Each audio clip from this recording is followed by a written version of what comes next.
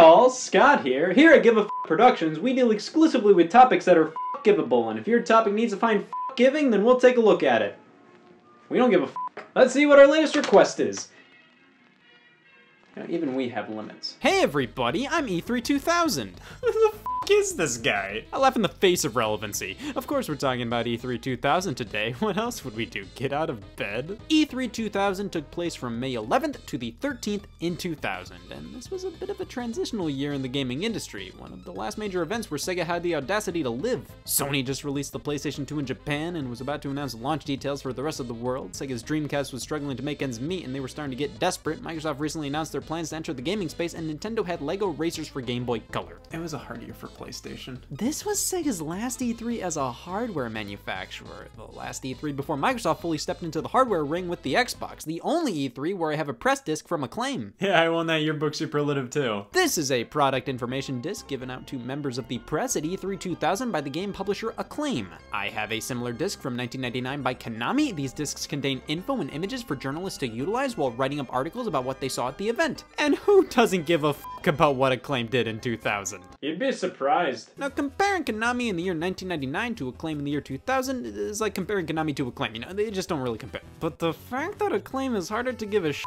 about means at least I have a challenge on my hands here. Let's see if I can care. What we have here is some screenshots, videos that don't play properly. All we get here is some audio, some press releases, and fur fighters. You're welcome, me. Wait, this isn't an Acclaim press disc?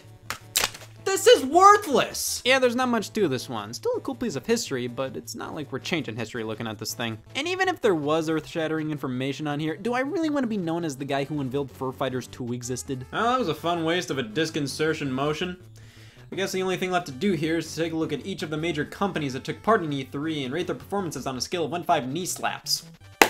Knee abuse activism is a joke. Sega, you know, the company with the name? They were starting to get desperate here. With the PS2's impending launch worldwide after already releasing in Japan, the Dreamcast future was looking bleaker and bleaker by the day. It seemed like the Dreamcast had tons of amazing games, and even more that were shown off at E3 2000, but the PlayStation 2 was the PlayStation 2. Not only was it the successor to one of the best-selling consoles of all time, not only did it have brand new cutting-edge exclusives and sequels to games that shook the world on the PlayStation 1, but it could play Season 5 of Wings. You had a DVD player and something that played video games with the number 2 at the end. The Dreamcast didn't stand a chance. But Sega tried, damn it. They said, you know what, we're nearing bankruptcy, we can break a few fire codes. Sega's E3 2000 booth was the major attraction here. Not only did it shock and awe in terms of spectacle, but the games themselves. Oh man, here we go. Sonic Adventure 2, Space Channel 5, Samba de Amigo, Jet Grind Radio, Phantasy Star Online, Seaman, Shenmue, Sonic Shuffle, and the Sega Net service for the Dreamcast, being one of the driving forces behind the boom of online multiplayer. And to push the service that much more, if you signed up for Sega Net, you'd get a free Dreamcast. That's so generous, it's scary. It's like, oh, we'll give you this internet service for a small fee per month, as long as you take a Dreamcast with it. Come on.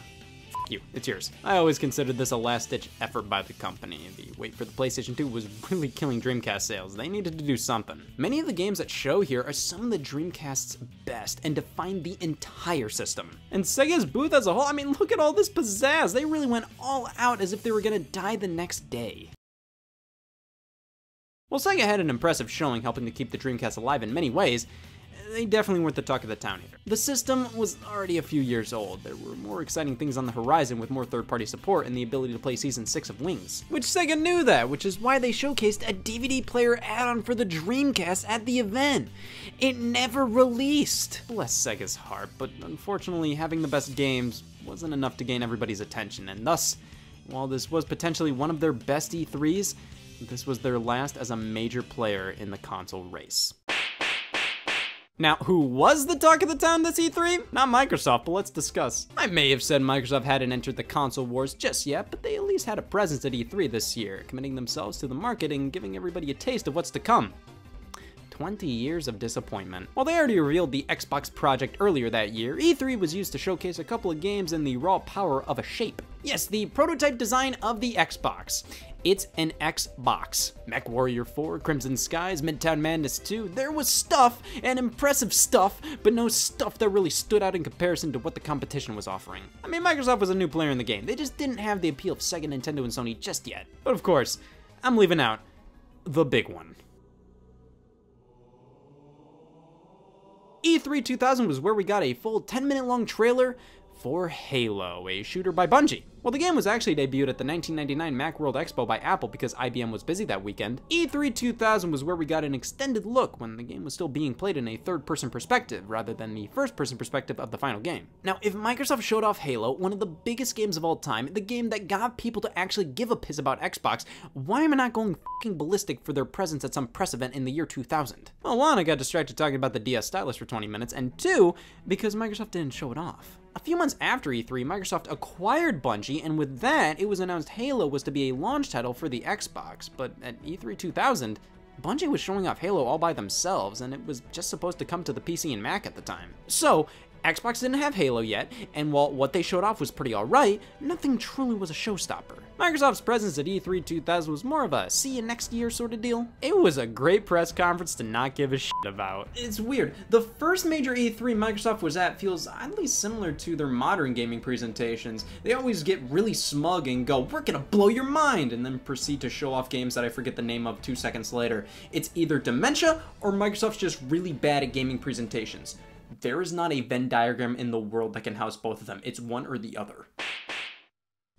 Nintendo! Last E3 you announced you were working on a new console. Let's see it! Hi, I'm Nintendo.